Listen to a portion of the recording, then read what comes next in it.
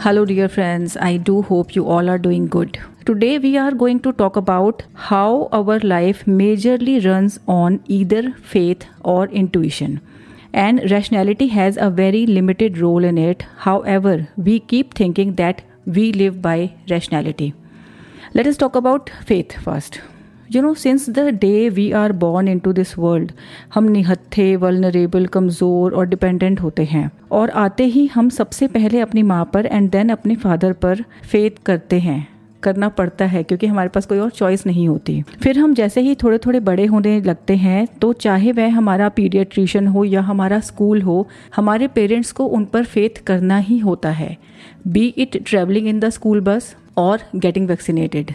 ऐसे ही through out our lives आप सोचेंगे तो देखेंगे और पाएंगे इनफैक्ट कि हम किस तरह बहुत से अनजाने लोगों पर, अनजाने सर्कमस्टांसेस पर फेथ करते हैं अपनी बहुत सी नीड्स के लिए, अपनी रिक्वायरमेंट्स के लिए। फॉर एग्जांपल, जब भी हम किसी रेस्टोरेंट में खाना खाने जाते हैं तो हम डेफिनेटली उस रेस्टोरेंट की जो मैनेजमेंट की टीम है उस पर हम फेथ करते हैं कि ये लोग हमें अच्छा खाना खिलाएंगे और जो शेफ़ है वो हमें एक हेल्दी फूड बनाकर देगा जो हमें स्टमक इन्फेक्शन कॉज नहीं करेगा। मैं बहुत बार इस बात पर सोचती हूँ कि जब भी हम एयर ट्रैवल करते हैं तो literally we don't even get to see the face of the pilot. वो भी बस नाम सुनते हैं रैंडमली, वो भी क्लियर सुनाई नहीं देता जब वो अनाउंसमेंट करते हैं, लेकिन फिर भी हम बिल्कुल सिर्फ और सिर्फ 100% फेथ के ऊपर, उस एयरलाइंस पर हमें फेथ होता है और सेकेंडरी उस पायलट के ऊपर हम फेथ करते हैं और हम एक अनजान शहर या अनजान देश में जाकर बसें या कुछ भी करें। There are plenty of examples, so on and so forth. Not only that, but also we keep our faith towards life as well. One may call it spiritual faith or faith in a higher divine self. चाहे वह किसी नए रिश्ते में जुड़ना हो या कुछ भी और, लाइफ में बेसिकली फेथ हमें हमेशा बनाकर रखना पड़ता है। For example, once I was in the lift of one of Delhi's malls, I notice कि वहाँ पर ना एक बोर्ड लगा था उस लिफ्ट के अंदर एंड आई वॉज लाइक कि अरे इस लिफ्ट में ये कोड क्यों लिखा हुआ है। उस बोर्ड पर लिखा हुआ था, life is equipped with N automated rescue device, don't panic. मैं इतनी हैरान हुई, मैंने कहा लिफ्ट में बड़े कोई फिलोसोफर आकर गए, क्या हो गया। बट देन जब मैंने दोबारा उस कोड को ध्यान से पढ़ा तो मैंने देखा कि वो लाइफ की जगह लिफ्ट लिखा था। बट बीइंग अ थिंकर और philosopher, I don't know how I read it wrong, but somehow मेरे दिमाग ने उसे अपने आप में फेथ का एक बहुत बढ़िया कोट मान लिया था। और आज भी कभी भी मैं उस मॉल में जाती हूँ तो मैं हमेशा उस लिफ्ट में उसी कोट को उसी तरीके से पढ़ती हूँ क्योंकि वो मुझे हमेशा लिफ्ट की जगह समहाउ लाइफ ही दिखाई देता है। So now coming to intuition. Friends, दिसंबर 2004 में आपको याद होगा इंडियन ओशियन में एक बहुत भयंकर सुनामी आई थी दैट कॉज्ड हैवक। लेकिन बाद में पता चला था कि इंडियन ओशियन में ही एक अननोन आइलैंड था जिस पर एक ट्राइब रहती थी जो मेन स्ट्रीम ह्यूमन रेस है उससे पूरी तरह अछूती थी। And you won't believe, each member of that race, each member of that tribe was saved during that tsunami. Can you tell me what was that? कहते हैं किसी भी जगह कोई प्राकृतिक आपदा आने वाली होती है, नेचुरल डिज़ास्टर आने वाली होती है, तो वहाँ के जो जानवर हैं जैसे गाय, भैंस, पशु, इस तरह के जो भी जानवर हैं वो ज़ोर ज़ोर से रम्भाने लगते हैं और यदि उनके पास ऑप्शन हो तो वो वहाँ से कहीं दूर की ओर ट्रैवल करने लगती हैं।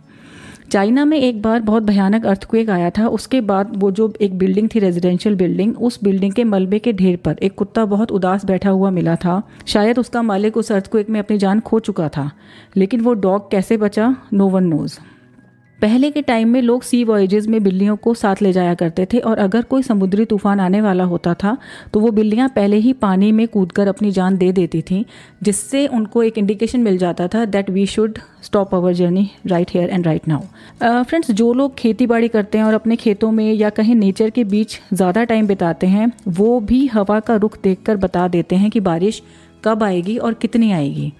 Not only that but also if you are an entrepreneur और बड़ी मेहनत से, लगन से, डेडिकेशन से आपने अपना बिजनेस स्टेब्लिश किया है तो I am pretty sure you certainly have some fine intuitive abilities in you, जिन्होंने आपको बहुत बार खतरे से आगाह किया है और सही रास्ता दिखाया है और ये भी बताया है कि इस स्पेसिफिक प्रोजेक्ट को अगर आप हाथ में लेकर अपना टाइम इस पर लगाते हैं तो आप फ्यूचर में डेफिनेटली ग्रो करेंगे।